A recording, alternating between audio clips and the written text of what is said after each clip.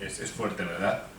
Pero yo creo que este es un corto que refleja muy bien, sabiendo que es un corto de ficción, ganó el Goya, el mejor corto de ficción este año, que refleja muy bien lo que es la realidad de los menores soldados, la violencia que viven, la manipulación, todo ese tipo de cosas. Y a mí lo que me gusta de este corto, sobre todo, es que es el final, que os lo decía, ¿no? Es decir, que el fondo es el propio chico el que está contando su historia. Es un chaval que se supone que se ha rehabilitado y está contando con sus compañeros de colegio pues que es posible salir de ese mundo en el que vivía, de esa violencia, ¿no? Y eso fue lo que se hizo por primera vez en Sierra Leona, los proyectos de rehabilitación rehabilitación y reinserción de niños y niñas soldados. Y en ese Michael fue pionero, ¿no? Como se decía antes, metió mucho la pata, es decir, tuvimos que aprender de nuestros propios errores. Yo la primera vez que nos dejaron un centro, en lo que había sido un antiguo hotel de 5 estrellas al lado del mar, precioso, una casa de madera tipo colonial, unos húngaros, que bueno, pues que los dueños, los libaneses, pues nos lo dejaron, cuando el tiempo que duró la guerra. Como el dueño se llamaba Michael, pues por eso llamamos el Michael el centro, porque fue la única condición que puso él, que se llamase St. Michael el centro, por muy bien, por eso se llamó St. Michael. Entonces, bueno, pues lo tuvimos que habilitar, buscamos quién podía trabajar con estos chicos y chicas, con UNICEF, no, en un país donde no hay pues, escuela de trabajo social, ni de psicología, ni nada de esto, pues se nos ocurrió ir a la escuela de magisterio, a los chavales que salían ese año ofrecerles trabajo, entonces los que vinieron, pues los estuvimos formando, vino gente de fuera a formarles en cosas básicas de psicología, de trabajo social, etcétera, etcétera. Y ya teníamos todo preparado cuando íbamos a poner en práctica, a poner en marcha el centro, nos faltaban los chicos, las chicas, nos faltaban los niños. Y entonces, inocentemente, pues digo que metió mucho la pata, una blanca, una mexicana, trabajaba en UNICEF, y yo nos presentamos en un campamento rebelde. Era un momento de alto el fuego que había habido, una tregua. Y entonces los dos, Corte y Perezoso, nos presentamos en este campamento. Fuimos con el coche y nos presentamos allí. Claro, esa señora siempre vestida de punta en blanco. Entonces tú a las 7 de la mañana, a mitad de la selva, con tacones y pendientes y toda vestida, entró en el campamento porque todo el mundo se quedó boca abierto. ¿Quién son estas? ¿Cómo va esta mitad de la selva con esto taconado? Y yo siempre le digo a Blanca, esto fue el arma que nos permitió entrar aquel día en el campamento, porque se quedan tan descolocados que no sabían ni quién era aquellos del blanco y llegaban ahí.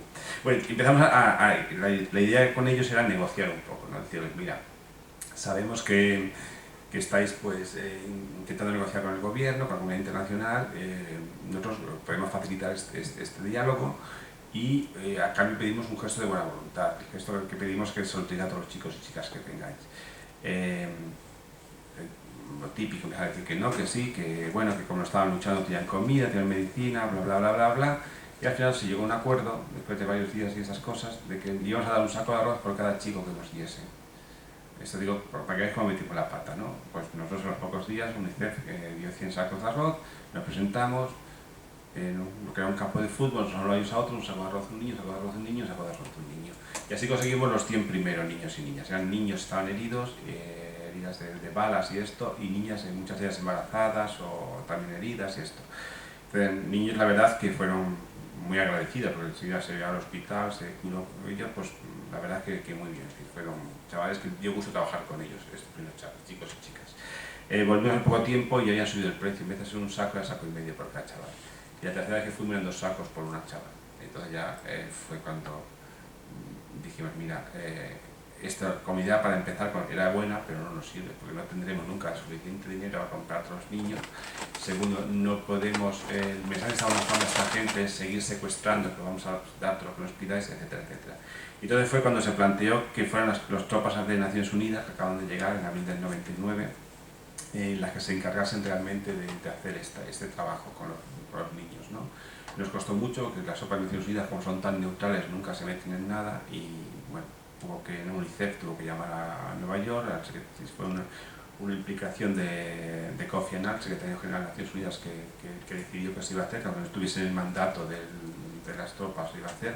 Entonces fueron las tropas de Naciones Unidas, cada vez que entraban en un campamento rebelde, que intervenían en alguna, pues iban a pacificar una batalla, había entre grupos rebeldes, o cuando había momentos de desarme, todos los chicos y chicas que sacaban nos llevaban a nosotros y ya nos encargamos de ellos. Es decir, la gran mayoría de los más de 3.000 chicos y chicas que pasaban por St. Michael provenían, quitando los primeros, provenían o llegaron nosotros a través de las tropas de Naciones Unidas.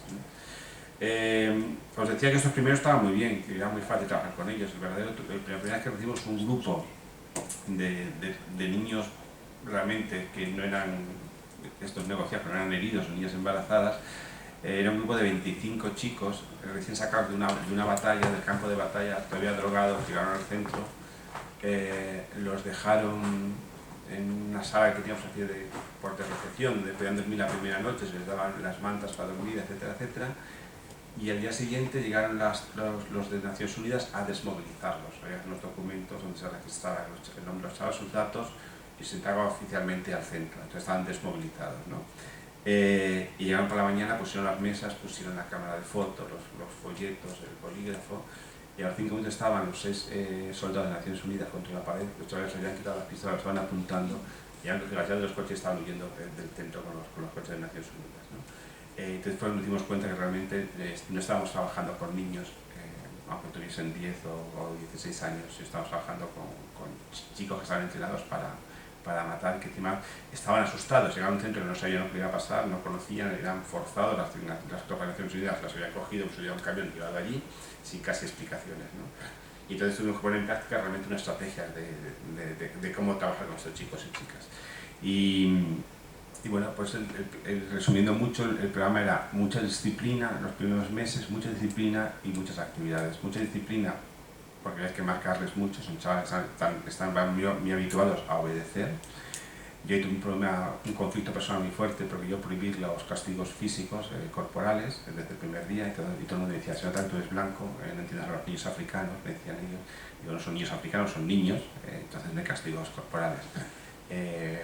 Lo que pasa es que después tuvimos que aceptar los castigos corporales. Una discusión muy fuerte en UNICEF, estuvimos discutiendo varios días y al final optamos. ¿Por qué? Porque a estos chicos, cuando había que castigarlos, le castigaban pues atándole a un árbol y azotándole, o hacerle cavar un hoyo de 1 metro por 1 metro, metiéndole ahí una semana y todo el mundo mirando encima de él, o fusilamientos, etcétera, etcétera. Es decir, que un día a un chaval le dijeras que hoy te has portado mal, bueno, pues no vas a cenar, pues vale. Hoy no juegas al fútbol, pues qué me importa. Entonces hubo que meter disciplina. En casos concretos que tenías aprobado por mí, se podía castigar con una bala en esos casos. Incluso encerrarlos de pequeña habitación, se podían encerrar por un par de días. Algún chaval que realmente ha habido chavales que no tiran rostros en clavar compañeros, y ha habido casos graves, ¿no? Y hubo que pasar por esto en esta primera fase algunas veces, ¿no?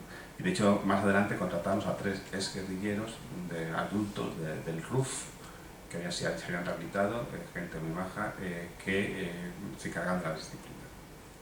Entonces ellos marcaban mucho más. Estando ellos ahí en el centro, pues le tenían mucho más miedo, ¿sabes?, de comportarse de otra manera. Y muchas actividades sobre todo para que no darles tiempo a pensar. En un proceso se levantaban hasta que se acostaban, constantemente metiendo actividades. Te levantas, limpias la habitación, dormían en grupos de 10 en los antiguos bungalows con un cuidador, pues limpias el que recoges la esterilla donde se duerme, la manta, después te lavas, vas a desayunar, había asamblea, todos los días una vida de asamblea donde los chavales pues, se contaban los programas del día, se discutían asuntos, los chavales podían hablar, expresar quejas, dudas, lo que fuera. Después a clase, colegio, taller de formación profesional, se volvía, comes, después de comer tienes 2 horas para lavar tu ropa, descansar un poco, vuelves al colegio o al taller de formación profesional, a la vuelta a las 5 todo el mundo a hacer deporte, y además no solamente porque toda la adrenalina y todo esto que sacaban, sino porque el deporte es un evento muy bueno para transmitir otra serie de valores de trabajo en equipo, de gestión pacífica de conflictos, etcétera, etcétera, cosas que ya sabéis, ¿no? Lo importante es utilizar el deporte, ese tipo de programas, y después pues ducha, cena y después actividades por la noche, actividades culturales, ¿no? Pues puede ser un día ver una película, teatro, música, y viernes y sábados discoteca que hacíamos ahí. Bueno, estas actividades no eran simplemente para hacer actividades culturales para llenar el tiempo, sino también tienen una segunda función. Sobre todo el teatro y la música las utilizábamos mucho pues para trabajar con los chavales. Es decir, el teatro, por pequeños grupos, teníamos un par de trabajadores sociales que tenían su propio grupo de teatro, entonces nos ayudaban a montar obras de teatro con los chavales, ellos las escribían y muchas veces iban bajando los grupos y iban viendo obras muy repetidas, ¿no? Y eran que contaban su propia historia, desde el momento que eran secuestrados hasta el momento que llegaban al centro. Historias en las que proyectaban sus sueños, sus deseos de futuro, que quería hacer cuando salga del centro. Entonces, nos daba mucha información sobre es una forma de trabajar problemas con los chavales, trabajar con el teatro o con la música, igual que lo que puede ser música tradicional, pero también hacíamos muchos son los concursos de rap y hip hop. Eso en África es una música que llena, como en otros sitios, ¿no? Entonces los chavales componían sus propias canciones, sus propias composiciones, ¿no? Y después hacíamos concursos de esto. Era una forma de que ellos expresasen sus sentimientos, sus miedos, sus deseos, ¿no? Y sus historias. Y una forma de sacar información. Había que buscar cualquier medio para sacar información. Porque evidentemente un chico, una chica en un primer momento nunca te va a dar su verdadera historia. Te va a contar 1000 batallitas, ¿no? Y el objeto de toda esta primera fase es que los chicos y las chicas se van dando cuenta que había dos mundos, el mundo de la violencia donde venían y el mundo donde no hay esa violencia, donde tú puedes conseguir las cosas de una forma distinta. En un mundo anterior había que ser el más malo para ser el mejor, digamos así, el más mata, el que más roba, el que más viola, etc. Ahora aquí es al revés, aquí es el más bueno para ser el mejor, el que más colabora con el programa, el que menos se pelea, el que... Y entonces es un choque fuertísimo. Este es el momento más duro de que pasan estos chicos. El momento este que se dan cuenta, empiezan a ser conscientes de estos dos mundos, se dan cuenta que tienen que optar, es un momento de crisis fuertísima para ellos. Y además es un momento en que empiezan a darse cuenta de que lo que han hecho hasta ahora y de lo que presumían a lo mejor no está tan bien como ellos pensaban. Entonces empiezan a surgir los primeros sentimientos de culpa, al menos de planteárselo. Es el peor momento que pasa en ellos, es un momento fuertísimo. Se producía un fenómeno en Sierra Leona y después lo he visto también en Liberia, que para mí eran crisis nerviosas, eran chavales que de repente empezaban a gritar, a correr, a saltar, a coger, a romper cosas, lo que sea, ¿no? Ellos decían que eran posesiones de espíritus. Bueno, y los tratábamos con posesiones de espíritus. Se llamaba el curandero de la aldea, que se hacía un conjuro y se curaban. Ahí en el acto se quedaban parados. Había que utilizar los elementos tradicionales también, ese tipo de cosas. Pues, era el momento de ruptura, el momento más fuerte. Y lo bonito de este momento, lo importante sobre todo es que los chavales pudiesen hablar, empezar a verbalizar lo que les estaba pasando adentro, ¿no? No todos eran capaces. Y nuestra experiencia es que aquellos que son capaces de hablar, de contar, son los que han podido después rehabilitarse. Los que no hablan son los que se han quedado por el camino. Entonces, el hablar es contar su verdadera historia, ¿no? Entonces, muchas veces no te van a volver a contar que ya te lo han contado, he matado, he cortado manos, he bebido sangre, bla, bla, bla. Es verdad que ha pasado esa historia, pero no es la historia verdadera. La historia verdadera es cuando empiezan a contar, sí, estaba allí y ya estaba harto de tanta matanza, ya estaba cansado de toda tanta caminata, estaba harto de estar todo el día durmiendo en el suelo. Es decir, van empezando por ese tipo de cosas un poco de queja, ¿no? De, pues lleva ya 3 años y yo ya que mi jefe se haya comprado un coche y yo estoy ahí todavía con descalzo. Eran pequeñas cosas que iban saliendo y después iban saliendo cosas más grandes, como por ejemplo, yo siempre me acuerdo que un chaval me dijo, yo estaba tan harto, tan hecho polvo, me quería morir, pero después me acordé de mi madre, no quería morirme sin volver a ver a mi madre. Y chavales te decían, yo me quería morir, pero después me acordé del cabrón que me secuestró y no quería morirme sin dar 2 tiros al cabrones. Bueno, me da lo mismo, es decir, son sentimientos, y esta es la diferencia, ¿no? Son sentimientos. Una máquina, como si antes se habían convertido en máquinas de matar, las máquinas no tienen sentimientos, ahora realmente empieza a surgir el ser humano, cuando hay sentimientos. Y es cuando realmente puedes empezar a trabajar con estos chicos y chicas. Hasta ese momento no se puede hacer nada. Hasta ese momento son máquinas, las tienes, muchas actividades, mucha disciplina, estar con ellos, acompañarlos, hay mucha pelea, muchas broncas, pero hasta no dar este salto realmente no se puede trabajar con estos chicos y chicas. Entonces ahí hay que hacer un especie de pacto personal con cada uno de ellos. Vale, tú te has dado cuenta que has hecho, ahora qué quieres hacer. ¿Quieres ir al colegio? ¿Quieres aprender un oficio? Yo te voy a ayudar, pero a cambio tú dejas la violencia, empiezas a probar con el programa, etcétera, etcétera. Bueno, pues poco a poco, es decir, cuesta, es decir, a lo mejor el primer proceso estamos entre 6 meses y un año, en el segundo tenemos otros 6 meses, por ejemplo, hasta que el chaval va entrando y ya la tercera fase con los chicos y chicas están preparados para salir fuera, para volver a su familia. Es un momento también muy duro, tienen mucho miedo de salir fuera del centro, el centro está protegido, fuera ya se han dado cuenta de que han hecho mal, sienten remordimiento, se sienten culpables, tienen miedo a la venganza, entonces el salir, el volver a su aldea es ¿qué me va a pasar a mí? Si me encuentro una persona a la que he amputado, si me encuentro una de mis víctimas, ¿qué me va a pasar? Bueno, pues también hay que enfrentarse a ese tipo de miedos, ¿no? Y bueno, el problema es cómo convencer a las familias de que acepten a estos chicos de vuelta.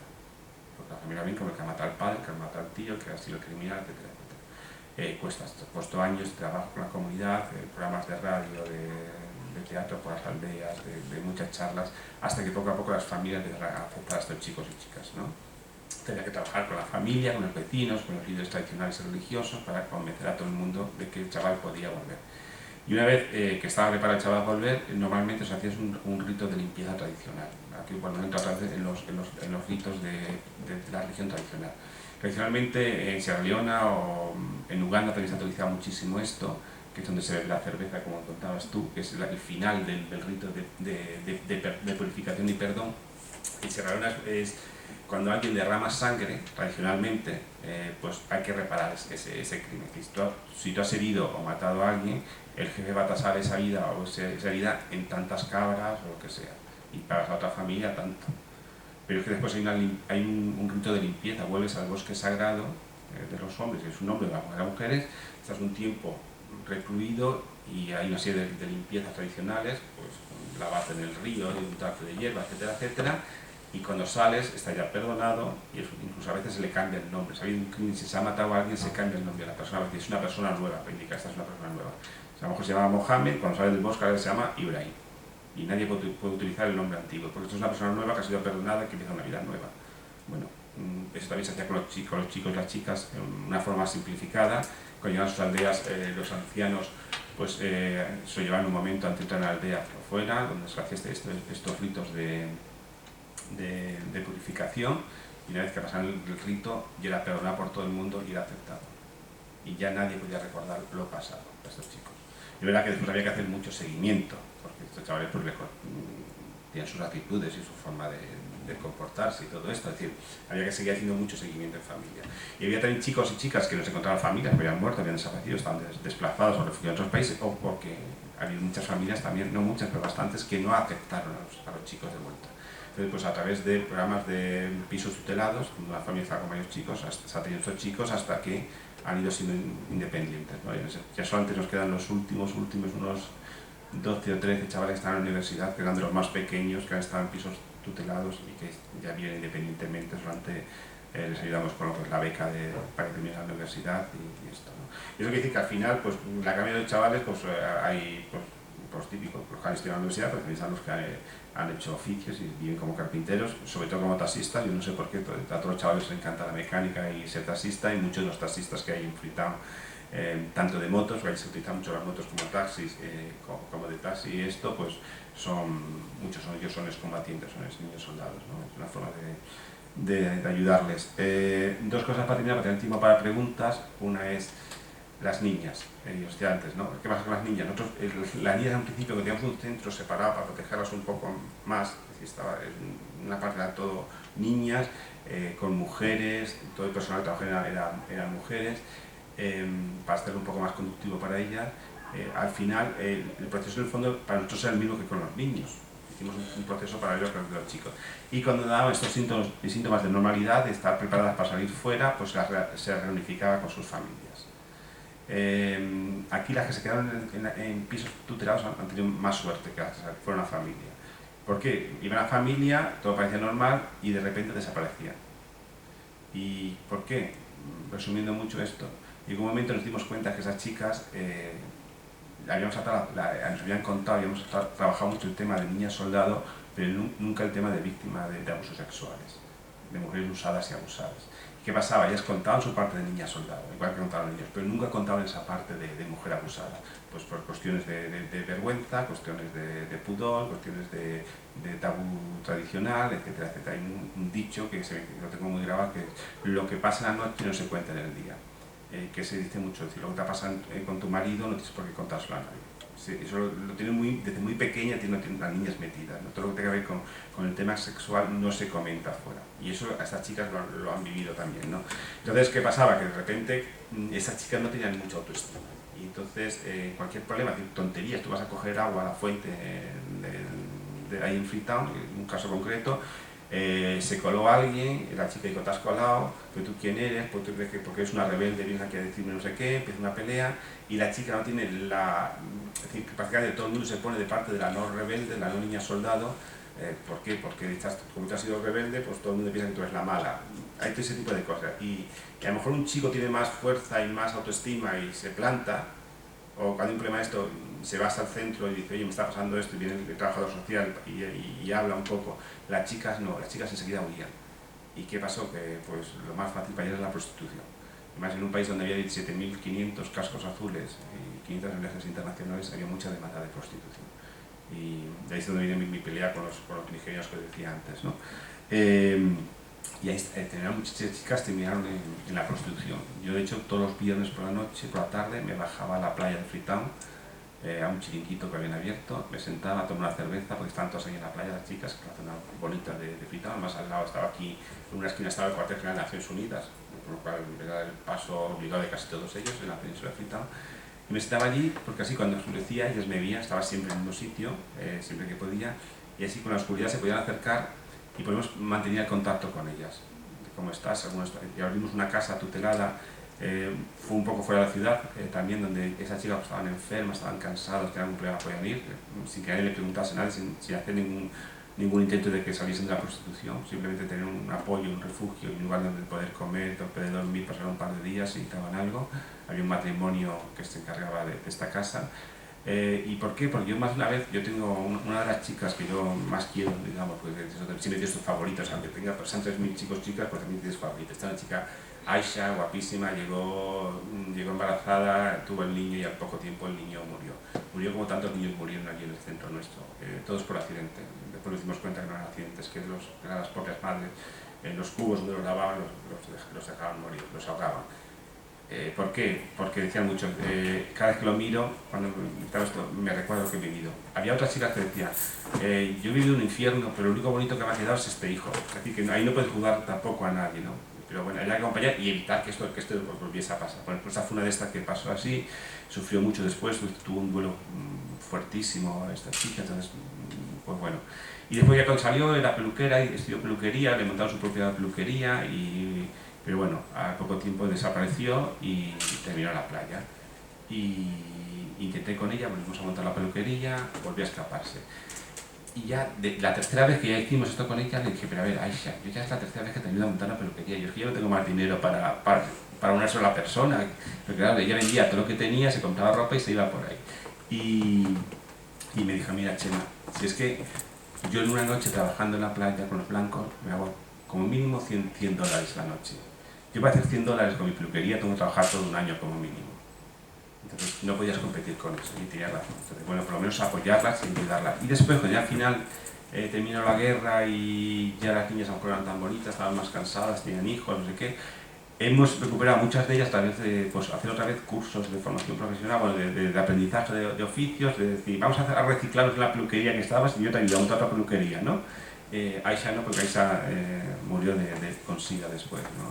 Pero otras chicas hemos conseguido, bueno, y teniendo las profesoras, que fueran también todas mujeres de peluquería, de costura, lo que fuera, que fueran personas que habíamos preparado también un poco más, no solamente con profesoras, sino también que fueran las que motivaran cuando tienes un grupo de 5 o 6 chicas o 10, en algunos casos, que son todas ex-esclavas sexuales, ex-soldados y ex-prostitutas, que esta profesora, además de enseñarles la peluquería o a refrescar lo que habían aprendido o la costura, les ayudase a sacar fuera, que hicieran una actividad de terapia de grupo.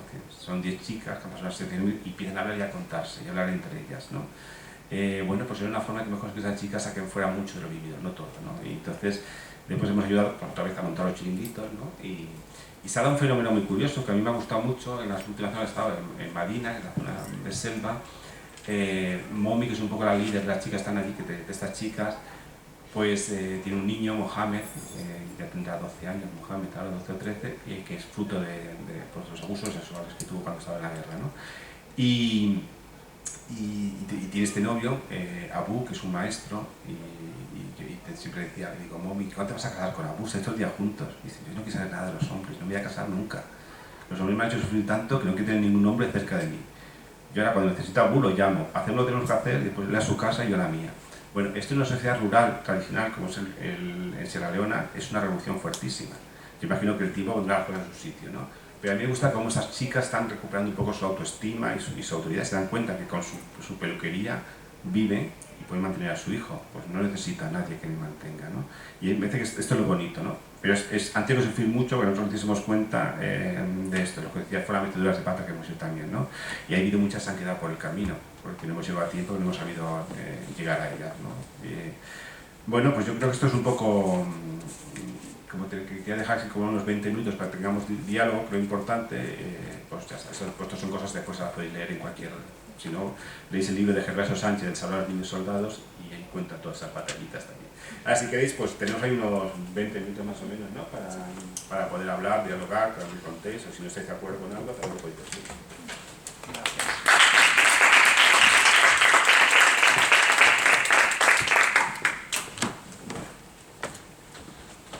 Pues muchísimas gracias. ¿Quién quiere intervenir? Yo quería preguntar una cosita. Referente a las niñas, que a muchas vienen embarazadas, ¿no? Con hijos fruto de estos abusos y tal. Esos niños, hijos de... ¿cómo viven todo esto? ¿Son afectados por la comunidad? En el caso de Sierra Leona, porque hay otros países que tienen más problema. En el caso de Sierra Leona, casi todos los grupos étnicos de Sierra Leona, es muy normal que la mujer tenga el primer hijo de un hombre que no sea su marido. Es muy normal que las chicas lleguen al matrimonio con un hijo, porque lo más importante es la fertilidad. Entonces, esa es la prueba de que tú eres fértil. Entonces, el hombre va sobre seguro. Es decir, ya esta mujer sé que tiene hijos y va a tener, lo que quiero esta mujer es para que me dé hijos, poniendo así mesa. Entonces, no ha habido tanto rechazo en Sierra Leona como en otros países, es verdad que en otros países, como el caso de Uganda, ha sido mucho más fuerte, la cultura es un poco distinta. En el caso de Sierra Leona, es decir, han sido mal vistas, han sido la familia a lo mejor un poco de vergüenza de que la chica sabe con quién, pero en el fondo eso del hijo ha sido bastante, aceptado. Y como la sociedad tradicional rural todavía sigue manteniendo que el hijo no es un hijo biológico, es un hijo del grupo, se sigue manteniendo mucho eso con el paso del campo a la ciudad se está rompiendo, es una de las consecuencias de tanto niño de la calle en las ciudades grandes ciudades africanas, ¿no? Pero tradicionalmente, en Sierra Leona por lo menos, y en zonas limítrofes, los hijos no son hijos biológicos como tal, si pertenecen al clan o al grupo, ¿no? a la aldea, digamos, ¿no? Entonces por eso los niños llaman papá a todos los hombres de la misma edad de su padre y mamá a todas, cuando te dicen este es mi hermano, quiere decir que es de mi aldea. Cuando una figura te dice este es mi primo, quiere decir que es de, bueno, pues de otro tipo casi, ¿no? Entonces en ese sentido es más fácil de aceptarlos, ¿no? Este caso último que contaba, el de Momi, con su hijo Mohamed, que es fruto de esto. Ella ha vuelto no se ha quedado en su aldea, se quedó en una ciudad grande de la zona, que es Madina. Bueno, también puede ser una chica, decir, pues, trabajar en una peluquería en mi pueblo no es lo mismo trabajar en la ciudad, en el mercado y estas cosas. Bueno, también una visión comercial. Yo también quiero que es un poco la calidad de la presión de la familia, pero el niño estaba perfectamente integrado en el colegio y aceptado pues, por los familiares y por todo el mundo. Ana, y luego... Sí, yo tengo dos preguntas sobre el funcionamiento, o sea, sobre cómo habéis trabajado, ¿no? el trabajo. La primera es que supongo que la respuesta es que no, pero se daba porque por lo que he entendido a los niños un poco los capturabais de las guerras, ¿no? o de los combates. ¿Se os ha dado en algún momento algún niño que haya venido por su propio pie? Al final de la guerra sí, es decir, hubo chavales que se fueron del centro, se escaparon. Nosotros no podíamos retener a nadie obligatoriamente. Claro, había una valla alrededor del no se les podía forzar a quedarse, era muy fácil saltar esa valla. Y pues estaba al otro lado de la playa que estaba abierto. ¿Qué pasó? Que muchos chavales cuando llegaban de esta forma, pues la primera noche llegaban, siempre los traían de noche para que te fritaban para que no los quiesen tanto. Siempre llegaban de noche y era una cosa muy curiosa, claro, los chavales llegaban de noche, oían el ruido del mar, pegando contra esto, que llegaban prácticamente hasta las puertas del edificio, y muchos de ellos nunca habían visto el mar, entonces ¿qué es este ruido? Todas esas cosas, ¿no? Era una cosa con mucho miedo, ¿no? Y a la mañana siguiente ya era genial ver el mar por primera vez acercándose al agua, que se va, que se viene vistas al lado, la típica historia de esta, digamos, con chavales de 16, 17 años, ¿no? Pero es verdad que eran chavales que a lo mejor decían, me has reído porque me han traído aquí y yo me quiero ir. Con aquellos primeros chavales que empezamos, y ya fuimos pasando el grupo, aquellos más o menos 100 y pico, casi 200 del principio, de aquellos de los sacos de arroz, cuando llegó el primer grupo empezamos a crear unos grupos de presión que llamábamos. Eran chavales que llevaban más tiempo, ya conocían las ventajas del programa. Entonces la cosa era, cuando alguien venía y decía me voy, decía, te puedes ir perfectamente, espérate, mañana duerme aquí, descansas, que es un día o 2 días, y nos tenemos a la ciudad para que cojas transporte y te vuelvas a donde te dé la gana. Entonces ahí entraba en acción el grupo este de presión. Oye, pues quédate, aprovecha, mira, no se conocía de la selva, de este, convenciéndole que conseguimos que muchos realmente se quedaran y probaran. Pero también vimos que los que se fueron, que no se quedaron o que al cabo de un par de meses se iban, ¿no? Me pasó uno le castigamos, y el día que salió del castigo se cogió y se fue. Bueno, algunos de esos chavales, al final de la guerra, que ya estaba terminando la guerra, cuando ya se veía que no había futuro en el RUF, llegaron por su propio pie. Pero fueron muy pocos, realmente. Y luego la última pregunta, vuestro equipo de trabajo, que supongo que tendría que ser muy extenso, ¿no? Porque para prestar atención a toda esa gente, ¿estaba compuesto por personal local también? O sea, había bastante personal local. Lo digo por el acercamiento a los chicos, ¿no? O sea, que yo imagino que ese drama personal espectacular y encima que sean blancos, o a lo mejor es mejor, no lo sé. No, o sea, no, está clarísimo. El programa era 114 trabajadores irlandeses y yo. Ajá, y era el único blanco. Vale. Y después, más tarde, para el tema de las chicas, llegó una misionera javeriana, Adriana, que había trabajado mucho tiempo en Sierra Leona, que además había sido secuestrada, había estado 6 meses secuestrada por los rebeldes, y vino a ayudar sobre todo con la parte de las chicas. Es decir, éramos los 2 únicos blancos que estamos en el instituto. Todo el mundo, trabajadores sociales, cuidadores, cocineros, conductores, enfermera, médicos, todos eran locales. Yo creo que todos los proyectos que he llevado siempre, la gran mayoría, son personal local. Personas que saben, lo que conocen mejor que nosotros. Yo tengo la suerte que en Sierra Leona puedo trabajar muy bien porque el crío lo hablo bastante bien. Entonces, como ya he trabajado mucho antes, lleva tiempo trabajando en Sierra Leona, pues el crío lo manejo bastante bien. Eso me ayuda mucho el diálogo con los chavales.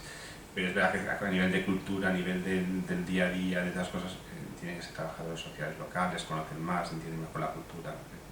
Lo que puede hacer es coordinar.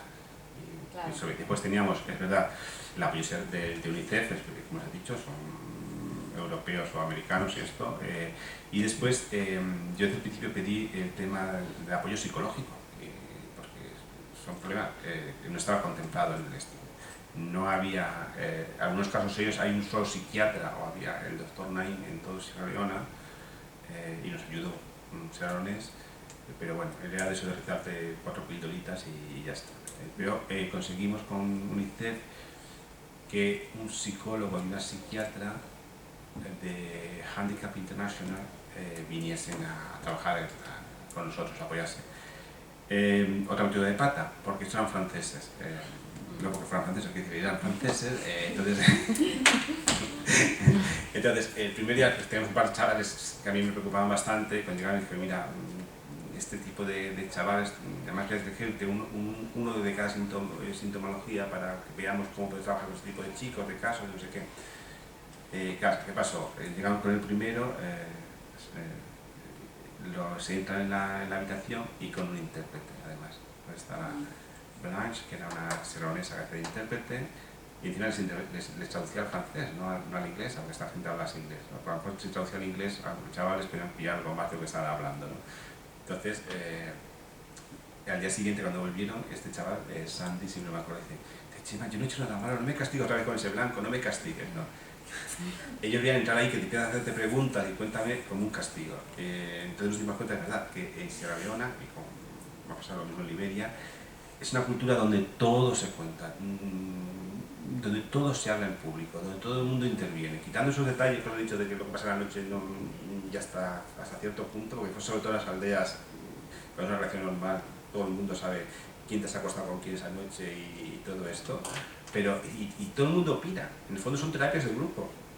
Entonces, en la puerta de una casa empieza todo el mundo a hablar de cualquier problema, y ya me ha pasado discutiendo íbamos a llevar a un chaval a su casa a reunificarlo, un chaval que era terrible, un chaval que tenía 10 años, y cuando llegamos la madre dice, no quiero ni verlo. Y bueno, pues vas a negociar con la madre, pues ya había dicho que sí, que no sé qué, que no sé cuánto, bla, bla, bla. Todos los vecinos, acéptalo, no lo aceptes, no sé qué, el otro, bla, bla, todo el mundo cuenta, todo el mundo comenta, todo el mundo opina. Entonces nos dimos cuenta que eso era mucho mejor, utilizar esas técnicas tradicionales que tenían ellos mismos, que es más bien tipo de terapia de grupo con los chavales, que no es este método blanco, bueno, más nuestro, que es de entrevista personal, ¿no? Entonces, ¿qué hicimos? Reconvertimos eso, es decir, que los cuidadores y trabajadores sociales que trabajan todos los días con los chavales fueran recogiendo datos, información, casos, y 2 veces a la semana venían estos y se reunían por 1 hora, hora y media con los cuidadores y los formadores, un día con los cuidadores y otro día con los trabajadores sociales, y comentaban el caso, y eso daban pistas de trabajo que después ellos tenían que reconducir a cultura local. Pues fue una forma de poder trabajar, de poder utilizar un método psicológico y de detectar problemas y dar una solución, ¿no? Bueno, y eso fue lo que hicimos. Esos son los únicos blancos que intervinieron en el programa. ¿Alguien más va a querer intervenir? Bueno, pues... Antes he mencionado un caso de una chica que contrajo SIDA y que murió por ello. A mí me surgió la curiosidad de saber cómo se trataban el tema de las enfermedades de transmisión sexual y si había algún tipo de tratamiento o educación sexual para ellos. Sí, todos los chicos y chicas cuando llegaban lo primero que se hacía era un reconocimiento médico completo. Entonces teníamos, había una enfermera permanente en el centro, siempre las 24 horas teníamos había 2 que se iban turnando, 24, y después había, mira, esa también era la doctora Marta. Al principio, hasta que después tuvimos una doctora serronesa, pero la primera que tuvimos, que era Marta, que era italiana, ella cuando llegaba a cualquier grupo, llegaba enseguida hacia el reconocimiento total, ¿no? Entonces, después al día siguiente se iban a la clínica, hacer el análisis, etcétera, etcétera, para hacer un diagnóstico. Es decir, enfermedad de transmisión sexual, todas salirse por haber. Hasta yo me hice un experto en reconocerla, pero llega un momento cuando los chicos no querían poner una doctora, pues tenía que entrar yo a veces para ver, ¿no? Pero todo eso, o sea, si son pues tenías gorroneas, no sé qué, pues se trataban médicos, ¿no? El caso del SIDA, pues en ese momento no había prácticamente, era imposible conseguir medicina específica para esto, ¿no? Y se podía llegar alguna vez de Europa, pero decía, por lo que decíamos, la oración decía UNICEF y decía la doctora, decir, ¿de qué sirve darle medicinas 1 mes, 2 meses y después no vas a poder seguir el tratamiento? Ahora las cosas son distintas, que estamos hablando del año, pues eso, 99, 2000, en plena guerra y todo esto. Y entonces se hizo lo que se pudo, es decir, hicimos un acuerdo con un hospital que era un antiguo hospital de tuberculosis que estaba un poco alejado en las montañas, pues por lo menos tuviese una muerte digna o un tratamiento, es lo que se podía hacer en ese momento, ¿no? Los casos se detectaron de SIDA. ¿Hasta qué punto puede manipular la mente humana? Porque en los niños soldados llevan una preparación, ¿no? Cuando tienen que tirar también de drogas o de otro tipo de cosas, ya no solo las charlas o el lavado de cerebro, ¿no? Y si no llegan totalmente a invadir ese cerebro cuando hay luego una posterior recuperación o una posible posterior recuperación. En el documental que aparecía el niño hablando, dice, la primera vez que lo haces te sientes, y ese niño ya estaba preparado, ¿no? ¿Hasta qué punto quieren que se pierda la identidad humana, eso que lo rechaza, ¿no? El matar a una persona? Yo no soy un experto en estos temas, ¿no? Pero yo creo que es importante anular al ser humano, sobre todo al individuo, para poder manipularlo, ¿no? Es lo que intentan hacer esta gente. Lo que pasa es que yo creo que sí, que el ser humano es tan fuerte que nunca terminas de destruirlo, ¿no? Y cuando te da la oportunidad, es verdad que no todos, ha habido, como decía antes, se han quedado por el camino, ¿no? Pero cuando te da la oportunidad, yo creo que eso está dentro, ¿no? Y es verdad que los chavales nunca olvidan, son chavales que viven con bastantes traumas después, y por ejemplo, una cosa que les queda muy clara, por ejemplo, es el concepto de justicia, ¿no? Por más que discute, pues últimamente ya los que ya han salido, están recuperados, están en la universidad o trabajando, y a veces cuando ya muy aflitados, pues nos unimos a tomar una cerveza ya como amigos más que como esto, ¿no? Y nos sentamos en la playa a tomar una cerveza, a hablar, a contar, y a veces empiezas a salir batallitas tipo mini. Entre ellos, ¿te acuerdas que el día que atacamos, no sé qué, que el fulanito se cayó y nos empieza a contar historias, ¿no? Entonces tienes una confianza con ellos y empiezas a hablar de temas como, por ejemplo, la justicia. Eso es un concepto que se ha quedado muy dentro. La justicia es lo que me hace bien a mí. Lo que me hace mal a mí es injusto. Y son temas que les han quedado, que he tenido que seguir trabajando y sigo trabajando con ellos siempre que puedo, pues les queda muy dentro ese tipo de cosas. Decían que se recuperan humanamente, hay ciertos valores que se les han metido dentro y que se quedan muy impregnados de ellos. Pero yo creo que lo importante es que cuando tienes la posibilidad es de salir, sale. Yo creo que el ser humano nunca se lo puede destruir. Creo, mi experiencia es esta, pero tampoco soy un experto en ese tema. Marga. Perdón, Melania. Me interesa mucho esa mención que has hecho sobre el concepto. De justicia, ¿me lo podrías precisar un poco más? ¿Cómo entienden ellos la justicia después de haber...? Sí, es decir, yo lo resumo así, el concepto de justicia, ¿no? Es decir, es muy normal, chavales, estos después, cuando ya se rehabilitan y empiezan a saber, es decir, que ellos están siempre hablando de justicia y de que es mi derecho y que no. Se olvida mucho sobre la parte de obligaciones, que todo ello conlleva una obligación, ¿no? Yo creo que esto es un poco que, como todos los conceptos morales, se les han pasado unos conceptos, los de familia, los de la guerrilla, otros conceptos, se han ido quedando cosas por el camino y egoístamente han ido cogiendo lo que más les conviene de cada lado. Entonces, por eso digo que el concepto de justicia, yo lo resumo así mucho, es decir, lo que es bueno para mí es justo. Todo aquello que me molesta, me fastidia o me perjudica es injusto. Es decir, pueden decir, pagar impuestos, están trabajando, ¿no? Pues tienes que pagar impuestos, porque estás trabajando. Trabajar impuestos es injusto, porque me quitan dinero de mi sueldo. Pero el que no haya con una carretera pegada hasta mi pueblo es injusto. Pues yo cuando quiero ir a ver a mi familia al pueblo, no tengo carretera. Entonces ahora es el discurso ahora, a ver, para que haya carreteras tiene que haber impuestos. Esto es un ejemplo concreto que me ha pasado con Alfa, ¿no? Para haber carreteras tiene que haber impuestos. Entonces tú tendrás que pagar impuestos para que puedan construir una carretera. No, porque yo doy impuesto, a lo mejor construir una carretera para el pueblo de al lado, pero no para el mío. Bueno, es decir, se quedan con este, ¿no? Es decir, entonces lo mejor es, si el día yo tenga dinero, construyo la carretera a mi pueblo. Empiezo a pagar impuestos y yo ahorro y construyo la carretera para mi pueblo. Y así, además, cuando llego al pueblo me hacen una ceremonia y me hacen un Big Mac, que es lo que les gusta hacer, eso no es lo importante. Esto es un ejemplo así muy pero esto se transmite mucho y no sé si es una cosa muy de cultura, pero en países que ha habido conflicto, después, por ejemplo, en todos estos procesos de democratización, de elecciones, estamos asistiendo a elecciones democráticas con una preelección, un periodo preelectoral, muy violento. Y si te das cuenta, se está viendo un poco todo lo que son lo que está pasando en África. Cada vez que hay elecciones, el día de las elecciones todo funciona muy bien y después también, pero antes, en lo que son la campaña electoral, es muy violenta.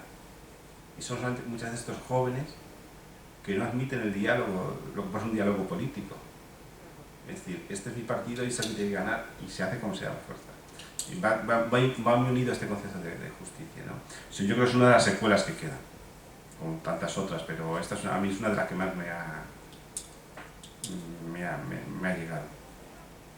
Ese concepto de la justicia se ve que es compartido por muchos otros, por ejemplo por el señor Artur Mas, que no...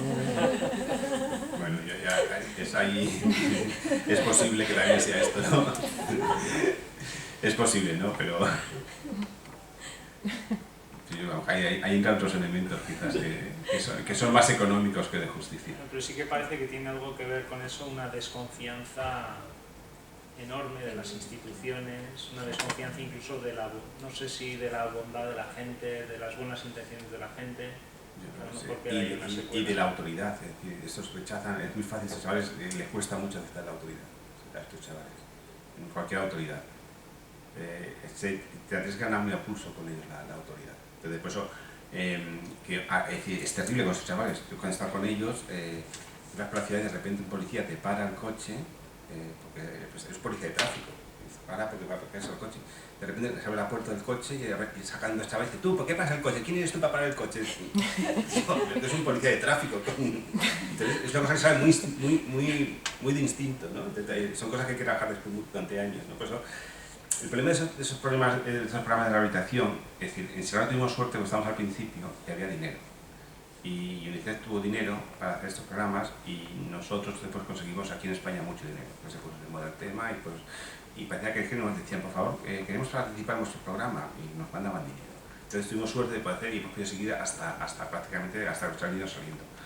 El problema es que después de Sierra Leona pues ya no había dinero para este tipo de programas, se pasó de moda, pasa todo este mundo de la cooperación, de ayuda humanitaria, vamos por modas, ¿no? Y de repente ya no hay dinero. Entonces ahora ya yo rompí relaciones con UNICEF porque ahora te piden UNICEF esto de rehabilitación de mayores soldados, me parece que son 6 semanas en el centro y los chicos no pueden estar más de 6 semanas en el centro. A las 6 semanas tienen que estar en cuidado alternativo o reintegrado con su familia, no sé, son 6 semanas precisamente. Yo cuando me salió eso dije, yo no puedo trabajar de esta forma, es decir, yo no he vuelto a trabajar más con ellos cuando me han pedido, ayudarnos a montar proyectos en Congo, no sé qué, digo, no puedes estar haciendo una cosa, que estoy diciendo son años de trabajo y un chaval que está rehabilitado, que está reintegrado, que ha terminado su universidad o está trabajando de taxista y te pasan ese tipo de cosas todavía, es decir, tiene que haber un seguimiento, un trabajo con ellos durante años, ¿no? Es decir, entonces no puedes trabajarse en 6 semanas, no haces nada. Si yo digo, necesitas 6 meses como mínimo para la primera fase, que van a hacer todo un proyecto en 6 semanas, ¿no? Y es cuestión de dinero, y que son temas que ya no interesan. Entonces, lo que está pasando, por ejemplo, en la República Democrática del Congo, que los chavales salen de una guerrilla, van a su casa y a la semana están con otra guerrilla. Porque no tienes elementos, ni instrumentos, ni pues para decir voy a optar por quedarme en mi familia o por una vida independiente. Sí, yo quería preguntar precisamente por los programas. ¿Cómo se está trabajando ahora, se supone ya tras lecciones aprendidas y tal, el tema de las chicas? ¿Se han adecuado? No, sí es verdad que los últimos programas que yo he visto, y yo cuando he ido a montar este programa en Liberia, yo he empezado por el tema de las chicas. Y ya sé que se han hecho cosas más específicas, se ha incidido más en los temas de abuso y de cosas. ¿Y cómo se están trabajando esos temas? Pues eso depende un poco de la organización de los países. Yo voy ahí un poco más a nivel teórico, pero es verdad que todo lo que he ido en Congos se han hecho lo que son las clínicas, donde son centros de las que se puede estar, se puede hablar, se habla mucho de la terapia de grupo. En Uganda también se ha hecho bastante de esto, en Liberia se empezó a hacer también una cosa muy parecida. Se han hecho, por ejemplo, en Liberia se hicieron mucho en Monrovia después, en West Point, que es la zona, y en Mamba Point, otros cinos que yo conozco, pues pequeños centros donde las chicas podían ir, donde es una especie de clínica, digamos, especializada en mujeres, clínica médica con a lo mejor una enfermera y entonces también, pero también a la forma, a la vez que van para revisiones médicas, por embarazos, por otros problemas, es una forma también de hacer su seguimiento, de hablar con ellas, de que hacer pequeños grupos de donde ya pueden ir a hablar, ¿no? Pues yo creo que en este tipo de casos lo mejor es hablar, que se den cuenta de que ¿qué más vas a hacer? ¿No? Sino que saquen fuera su experiencia, no se avergüencen de ella, que se vean como víctimas, que sean capaces de superarla. Entonces yo creo que eso es algo que hemos conseguido a base de hablar y darse cuenta que son muchas que están en una situación y que tienen que unir entre ellas. De otra forma no se ocurre. Yo quería ampliar una cosa. Se están viendo que hay casos, buenos casos y buenas prácticas de lo que son las radios locales y las radios sociales, ¿no? Como realmente en las comunidades lo que se busca es eso, hacer un grupo y pues lo que contaba antes Chema, de un problema, compartirlo entre todos y todos opinar, ¿no? Pues se está viendo buenas prácticas, por lo menos por ejemplo en Uganda, en donde se lleva a niños ex soldados o a niñas a compartir en los micrófonos su caso, de tal forma que la comunidad lo escucha, la comunidad como que empieza a integrar, ¿no?, ese problema y hay llamadas, hay gente que se acerca a compartir ese problema y surgen otros grupos aparte de la radio donde se tratan esas temáticas. Entonces también está viendo, en Sierra Leona también con temas de... Tenemos todos los domingos a tarde un espacio que van a echar desde el centro, pequeños grupos a la radio de Naciones Unidas. Naciones Unidas está haciendo muchos, es una cosa buena de Naciones Unidas, las radios que monta.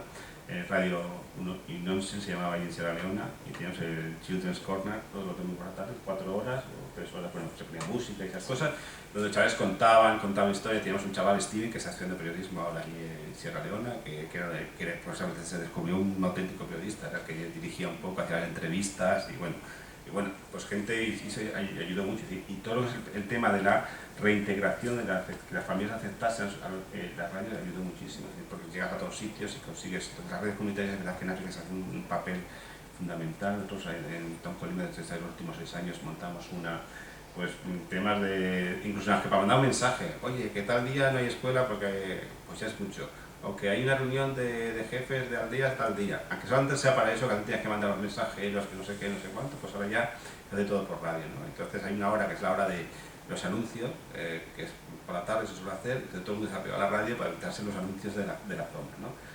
Y después quién ha muerto, todas esas historias, ¿no? Y entonces después pues metes programas de ese tipo, puede ser de esto, puede ser programas de mujeres, programas de educación sexual, programas de higiene, tantas cosas puedes meter, ¿no? Entonces haciendo una función muy interesante. Yo, la última pregunta. Sí, pues escuchándote también, das un mensaje muy positivo, ¿no? De un programa que ha funcionado, que en cooperación no estamos muy acostumbrados a este tipo de mensajes positivos, o sea, este tipo de finales felices. Luego también dices que, bueno, que hubo dinero y se pudo trabajar lentamente y tener presupuesto para que un chico o una chica pudiesen estar que 2 años o 2, 3, y 2, después 3 años, pagar la universidad, etcétera, etcétera, ¿no? Pero que realmente el mensaje es este, ¿no? O sea, hubo bastante éxito dentro de, así a nivel general. Sí, y por eso es un referente este programa. Claro. Yo siempre, cuando la gente pregunta, ¿pero por qué? Digo, porque estamos al principio, fuimos los primeros, nos pusimos de moda y tuvimos mucho dinero. Y que, pues yo digo, ¿qué hace falta para ayudar a los niños, niñas, soldados y tantas otras cosas? Dinero, que se invierta. Tienes que invertir. Y más sabiendo que es un programa que es muy difícil de justificar. Pues yo después, cuando sigo trabajando, es decir, si yo construyo una escuela, me es facilísimo, consigo dinero enseguida. Bueno, ahora no, pues no se consigue, pero va a hacer, estamos hablando de un par de años, porque todo el mundo quería su escuela, que te pusiera fundación, no sé qué, banco, no sé cuánto. Porque después en su memoria de fin de año ponen la foto preciosa de la escuela, que ponen escuela construida por, con todos los niños con un cartel diciendo gracias, y se les cae la baba a todos estos, ¿no? Pero tú pones a 300 niños soldados que les ponen, dice yo que les pongo una camiseta que ponga niños subvencionados por, no se puede, y tú no ves, y cómo cuentan los procesos. Mándanos fotos de los niños, porque tenemos la foto de los niños, primero te puedes mandar una foto, no pasa nada, en grupo y esto. Yo te digo, este niño, ¿y qué ves? ¿Ves una cara? ¿No ves que es un chaval que ha llegado tal y ahora está aquí? Es un programa muy difícil de justificar, por eso también nos ha dado. Es verdad que se reúne un abuso enorme del tema, que cuando se puso de moda, pues después de llegar gente que ya no sabía ni qué hacer con niños soldados. Yo todavía me encuentro de repente gente que me dice, está trabajando en Sierra Leona con niños soldados. Digo, pero estos niños soldados ya son abuelos, tío. No me vendas, sé honesto, porque esos abusos también posiblemente han llevado a otras cosas, ¿no? Pero a mí lo que me fastidia más de esto es UNICEF, que como paraguas que cubre este tipo de organizaciones, haya optado por cuestión, porque decían, tenemos tantos niños, tanto dinero, máximo 6 semanas, y ya está. Cuando tú sabes que no es así. Y los manuales de lecciones aprendidas que escribimos en Sierra Leona, y las prácticas de reunirnos todas las semanas y hablar y comentar y ver juntos cómo podemos caminar, todo eso se ha perdido en otros países. ¿Ya? Las ONGs, que es una de las grandes críticas que llevan las ONGs, cada uno quiere trabajar en su parcela y no comparte información, o sea que me copies o me quites el dinero, el poco dinero que hay, ¿no? No hay esa cooperación que hubo en Sierra Leona. En Sierra Leona, como no hay ese problema de financiación, se puede hacer. Después van llegando muchas ONGs, que ya